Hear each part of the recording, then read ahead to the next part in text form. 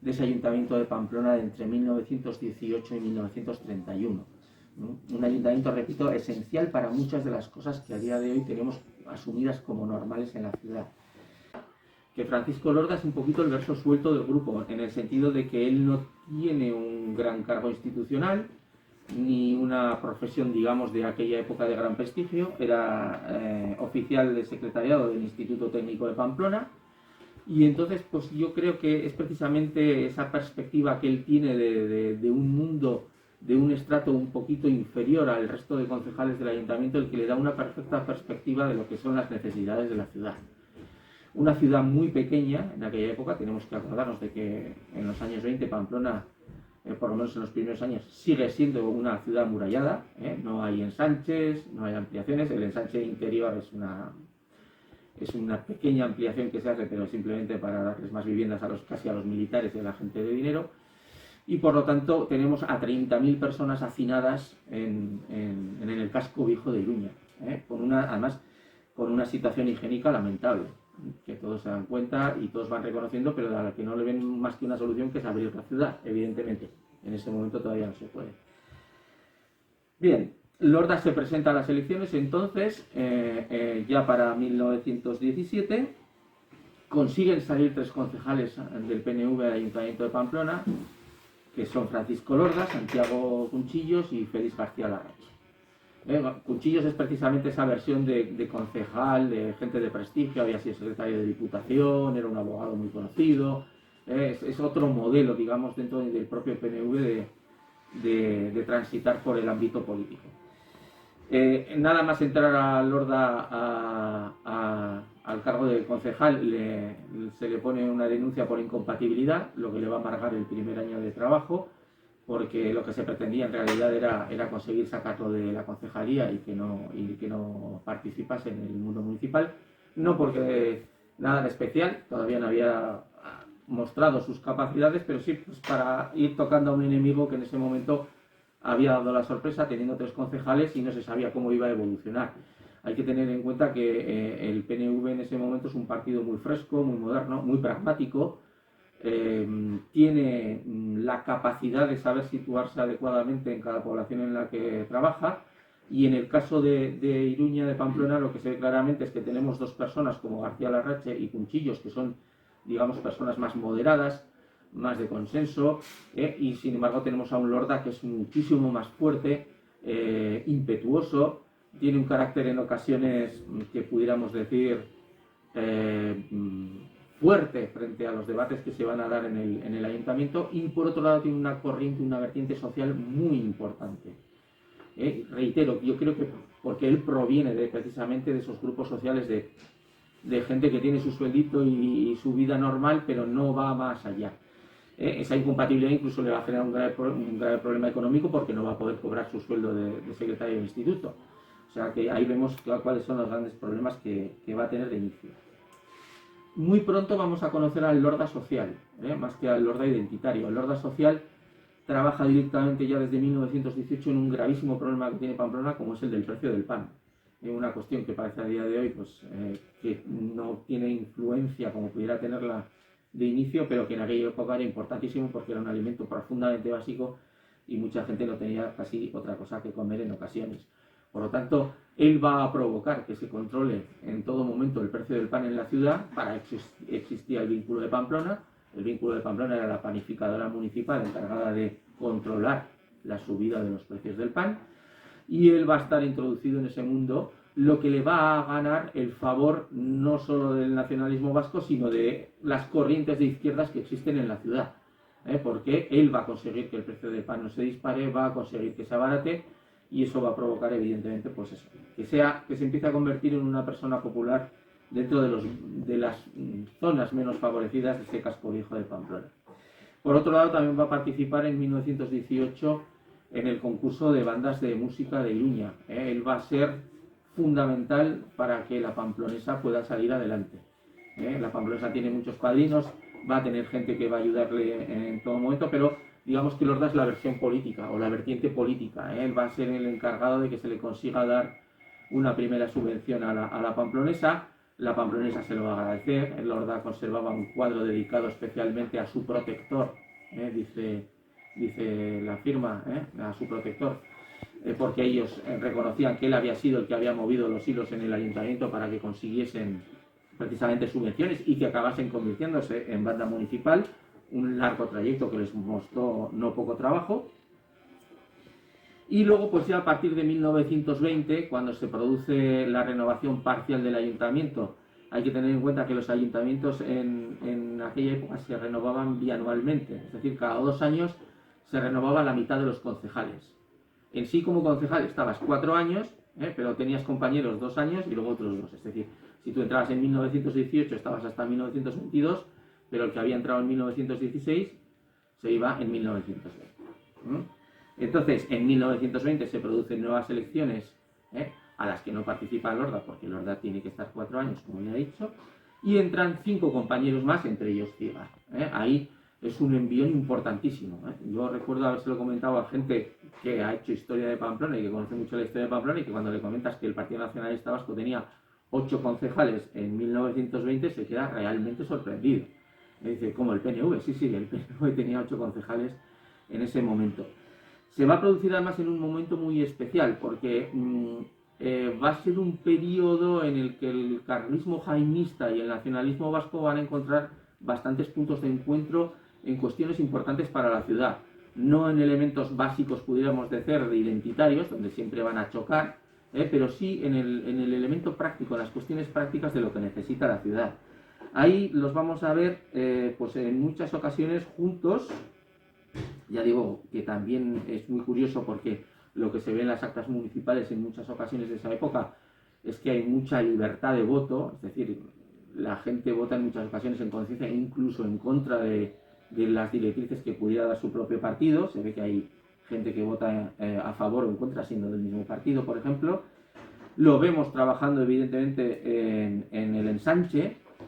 Va a ser uno de los que va a influir notablemente en la redacción de los reglamentos para la venta de parcelas del ensanche y también para la construcción, porque ahí evidentemente vamos a encontrar que va a haber 2 almas dentro de la ciudad. Es decir, por un lado está el ayuntamiento, que lo que pretende es que se construyan casas, y a ser posible casas baratas también, para que esas 30.000 personas que están incrustadas dentro del casco viejo de Pamplona salgan y puedan vivir de una manera un poco más decente. Y por otro lado, pues tenemos, claro, evidentemente la vertiente de los constructores, más interesados en pues chalets para la gente de dinero de Pamplona que puedan tener para el fin de semana, cines, teatros, cosa que no interesa en ese momento al ayuntamiento, y va a haber grandes polémicas por ello, o otros elementos que no interesaban. A todo esto falta un tercer convidado, que es el ejército. Buena parte de esos terrenos son terrenos del ejército, hay que negociar con ellos. En un momento determinado incluso el ejército va a planear o va a plantear en plano la construcción de un cuartel de artillería en el centro del segundo ensanche. Nos podemos imaginar la cara de pánico que debieron de tener todos los concejales cuando vieron el plano y el diseño del ejército de hacer un cuartel de artillería en medio de una población. Y estamos hablando ya de los años 20. Bueno, todo eso se consigue sombretar, muchas peleas, muchos debates. Había también anti-ensanchistas en Pamplona, no lo olvidemos. Había gente que decía que eso no era necesario, que era un despilfarro, que para qué iba a gastar el ayuntamiento en comprar esos terrenos y luego... Bueno, lo de siempre. Vamos a tener otras polémicas más curiosas, como por ejemplo la de la propiedad de la capilla de San Fermín. Lorda va a considerar que la capilla de San Fermín, no la capilla en sí, sino el archivo que en aquel momento de protocolos notariales estaba allí, era propiedad del ayuntamiento, y por lo tanto la capilla o la iglesia de San Lorenzo no podía intervenir dentro de ese archivo, y sin embargo, pues bueno, se llevará a cabo un proceso judicial que evidentemente ganará la iglesia, como suele ocurrir todavía a día de hoy. También va a suceder que dentro de ese gran proyecto del segundo ensanche pues van a surgir también nuevas polémicas, y una de ellas va a ser la Plaza de Toros. La construcción de una nueva Plaza de Toros. La vieja junto con el Gallarre estorban para la creación de esas grandes vías que se pretenden hacer, la Gran Vía Carlos III, que querían llamarla así, luego ya se quedó en la Avenida Carlos III. Pretendían hacer calles anchas y que pudiesen aparentar una ciudad moderna del siglo XX. y en ese caso pues tanto el Gayarre como la Plaza de Toros pues sobraban. En el caso de la Plaza de Toros vieja era municipal. Lorda pretendía que la siguiente plaza siguiese siendo municipal. Sin embargo, pues bueno, ahí se produce un enfrentamiento interno y también político externo y de periódicos pues con la Casa de Misericordia, porque la Casa de Misericordia pues, pretende construirla a ella con una serie de condiciones brutalmente favorables para la Casa de Misericordia. Lorda no está de acuerdo, no consigue evitarlo, se construye la Plaza de Toros y lo que consigue Lorda al final, ya en el año 22, es que se municipalice la Casa de Misericordia, es decir, convertirla en una institución municipal más, cosa que provocará la reacción de la gente de bien y orden de la ciudad y de los diarios moderados, que considerarán que eso es poco menos que una afrenta el municipalizar la Misericordia. Me refiero a municipalizarla por completo, o sea, es un elemento más de las concejalías que existían en ese momento. Dentro de esa polémica también de la Plaza de Toros va a producirse el famoso incendio del verano de 1921, un incendio realmente provocado. Lo curioso de trabajar en fondos como estos personales es que al final te encuentras con cuestiones muy jugosas, y en este caso hay una nota manuscrita de la hija de Francisco Lorda que viene a reconocer quién, poco más o menos cómo se llevó a cabo la orden de quemar la ciudad, de quemar la Plaza de Toros.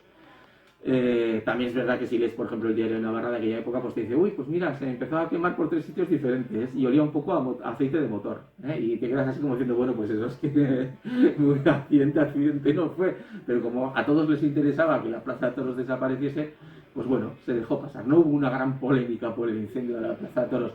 Es más, al poquito tiempo, yo creo que aprendida un poco la lección, también se quemó la Misericordia, porque así se construía otra nueva, que ya tenían casi el plano hecho. Ahí vamos a tener, durante ese periodo de 1923, muchos más trabajos. Se va a debatir muchísimo y muy intensamente. A veces los debates más nimios se enconan y son bastante duros, por ejemplo, con el color de la bandera de Pamplona. Una cuestión que parece una tontería, pero que es cuando se decide en aquella época que el fondo del color de la bandera tiene que ser verde. Y hay un gran debate, se llama a campeón, se llama a expertos, al rey de armas de Navarra para que haga un estudio heráldico. Se convierte de un debate, digamos, histórico-cultural a un debate político, se acaba convirtiendo en un debate identitario. Los que defienden la bandera verde son los carlistas y los nacionalistas, los que defienden el fondo blanco o azul son los liberales, moderados y demás. Eso se va a reflejar en que durante la dictadura de Primo de Rivera se va a volver a la bandera blanca o de fondo blanco, y en 1931 se va a volver a la bandera con fondo verde. Ya vemos que pues, todas esas cosas tienen su salsilla y son intensos debates. Es en esta época, y por promoción de Lorda, en contra otra vez de todos estos grupos de concejales moderados y de su prensa, es en este momento cuando nace el Boletín Municipal de Pamplona. Salen sus primeros números, aunque no es oficial, simplemente es un boletín informativo para que la gente de la ciudad pueda enterarse de lo que está sucediendo en Pamplona. Se va a hablar también del teléfono urbano, que en ese momento estaba en manos también del ayuntamiento. Se va a hablar también de la Casa del Pueblo. Lorda va a apoyar que se entregue un edificio municipal para que haya una Casa del Pueblo, en contra de otra vez de todas las corrientes moderadas de la ciudad. Él dice que si a la Guardia Civil se le ha entregado un edificio en Cuatro Vientos, pues ¿por qué no se le va a entregar a los socialistas la Casa del Pueblo? Cosa que provoca las iras de buena parte de los moderados. Se va a trabajar también mucho en las casas baratas, en esa idea que tenía Lorda de que haya casas que la gente pueda adquirir en el ensanche, gente con pocos recursos, que pueda alquilar o comprar, una cuestión que ya digo que se debatió bastante. De inicio iban a ser 2 manzanas, iba a ser muchísimo más grande que lo que luego fue y hemos conocido hasta hace bien poco, pero bueno, el proyecto se va achicando por presupuesto, porque luego llega la dictadura de Primo de Rivera, paraliza todo el trabajo que se había hecho hasta entonces. También tenemos otro problema muy interesante en el que interviene Lorda, que es el Hospital de Barañáin, lo que a día de hoy conocemos como Complejo Hospitalario de Navarra. Bueno, ese hospital era una cesión de una viuda, Concepción Benítez, que entregó los terrenos y quería que se construyese un hospital grande y moderno en Pamplona. Asume el ayuntamiento ese trabajo, esa labor y ese costo. Lo que pasa es que a lo largo de los años se van paralizando los trabajos, los pabellones se dejan sin construir, se van degenerando, no se sabe qué hacer con ellos, en un momento dado se quiere que se usen para los heridos de la guerra de África. Durante la dictadura de Primo de Rivera, por ejemplo, el ayuntamiento, puesto a dedo por los militares, decide cederlo al Estado para que lo convierta en un centro para ciegos a nivel estatal. Y por fortuna, diríamos a día de hoy, ese ayuntamiento de 1930-31 que vuelve después de la dictadura consigue revertir eso y que se le devuelva a Pamplona los pabellones y los terrenos de Barañáin. O sea, ya vemos que tenemos infinidad de cosas. Todo esto se paraliza en 1923 con el golpe de Estado de Primo de Rivera.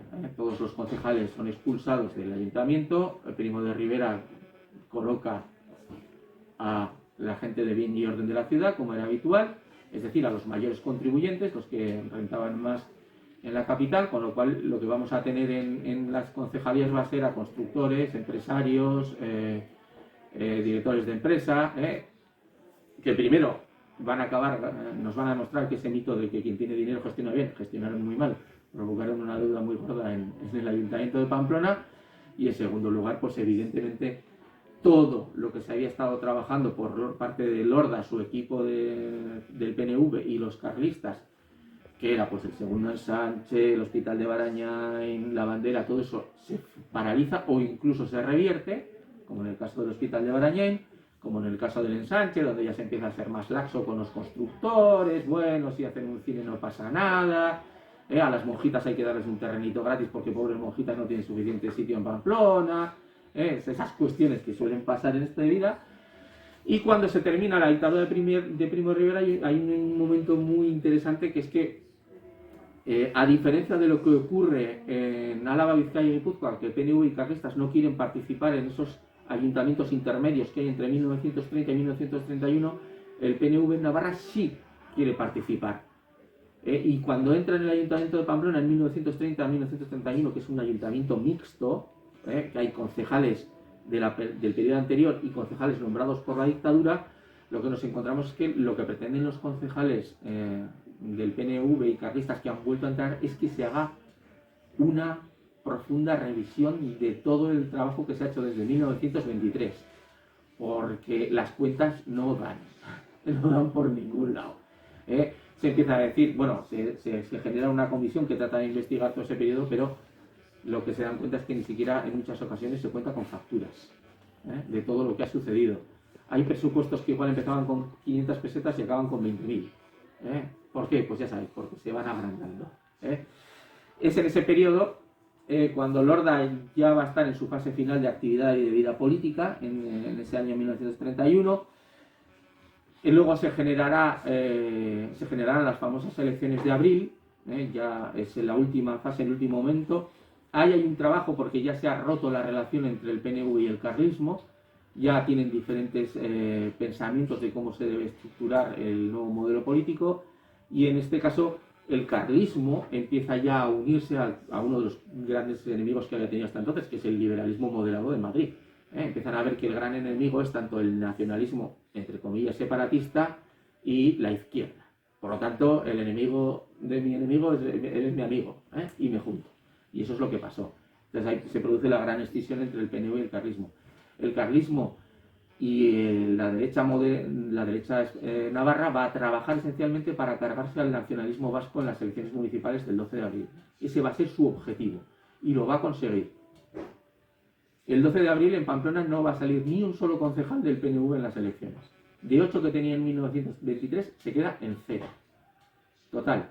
Ahora, visto lo visto, parece ser que las elecciones estuvieron bastante mediatizadas a nivel de corrupción, de presiones políticas y demás. De tal manera que las elecciones en Pamplona hubo que repetirlas.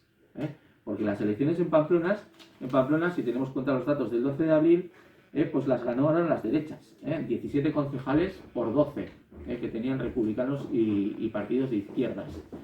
¿Qué sucede? Es el PNV el que reclama que esas elecciones han sido llevadas a cabo bajo la corrupción, con lo cual se produce una repetición de elecciones. Se repiten las elecciones el 31 de mayo, y en este caso lo que hace el PNV es no presentarse a esas elecciones, una jugada política bastante interesante, no presentarse a esas elecciones y permitir libertad de voto a los que habían votado al PNV. Como consecuencia se va a producir un vuelco electoral. El 31 de mayo va a haber 14 concejales de derechas y conservadores y 15 concejales republicanos y de izquierdas.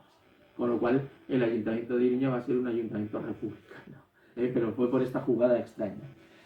A mí me parece que Lorda y Ciga hacen un tándem muy interesante.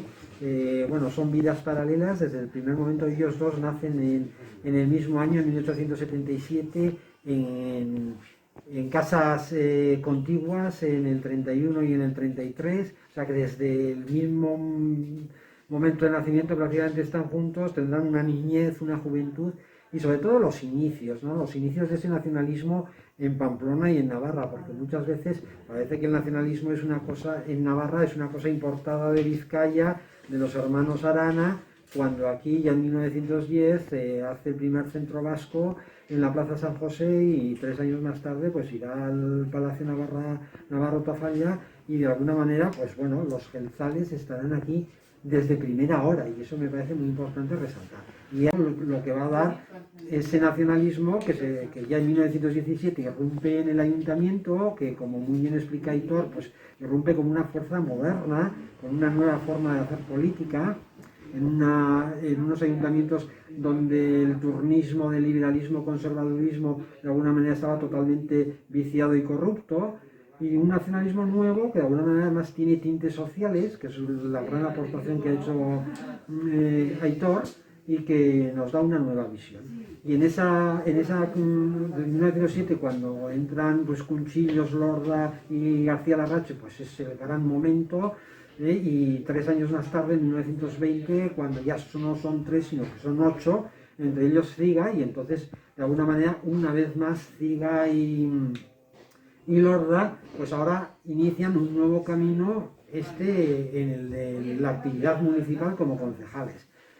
Pienso que la actividad de Lorda fue más importante porque Lorda es un hombre muy pragmático, es el que lleva el peso del grupo municipal, es el que lleva las cosas adelante. Ciga era más intelectual, más artista, pero bueno, va a hacer un papel muy importante también, se va a preocupar de las cosas de cultura, de los asuntos de cultura, también algo de los temas sociales y sobre todo pues, bueno, los certámenes literarios, pictóricos, todo aquello que tenga que ver con el arte, con la pintura, con la cultura. Igual alguna diferencia de matiz entre los dos personajes, entre Lorda y Ciga, me parece que quizá Lorda tuviera un perfil identitario más bajo que el de Ciga, que era un hombre mucho más pragmático, mucho más pegado a la realidad, mucho más pegado a su trabajo municipal. Sin embargo, pues Javier Ciga pues fue un hombre que tenía muy enraizadas esas ideas nacionalistas, además con fuerza y con radicalismo, y claro, eso le llevó a que en 1938 y 39 pues tuviera que pagar con 1 año y medio de cárcel, que le cortaron toda su expresión artística y su proceso de creación, y al final el Tribunal de Responsabilidades Políticas, mientras absolvía a Lorda, pues a Ciga le ponía 2.500 pesetas de multa, por el cual tuvo que realizar el Cristo de las Sanciones. Entonces yo pienso que Ciga y Lorda y Ciga hacen un tándem perfecto, en un momento perfecto, con una labor también muy importante de ese ayuntamiento, que de alguna manera Ciga luego lo borda con este magistral retrato.